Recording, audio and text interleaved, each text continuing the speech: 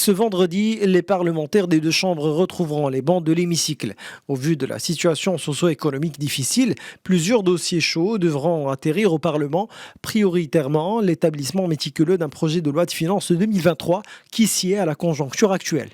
Un projet de loi de finances qui prend en considération une aggravation de la crise économique avec une inflation de 8% et prévoit donc d'injecter une dotation financière de 12 milliards de dirhams, en plus d'alimenter la caisse de compensation d'une enveloppe supplémentaire de 17 milliards de dirhams.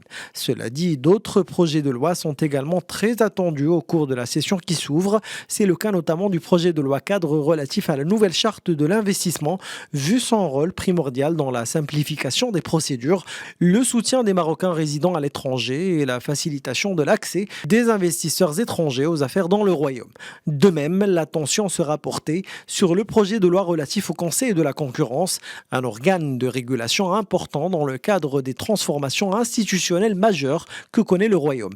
Le Parlement devra aussi examiner dans la foulée un projet de loi modifiant le code de commerce relatif au délai de paiement. Ce dernier fixera le délai de paiement à 60 jours si les deux parties ne s'accordent pas sur un délai déterminé et à 120 jours maximum en cas d'accord bilatéral, et ce à partir de la date d'émission de la facture. L'autre événement phare concerne la réforme de la santé. La commission de l'enseignement et des affaires culturelles et sociales à la Chambre des conseillers vient d'ailleurs tout récemment de l'approuver à la majorité.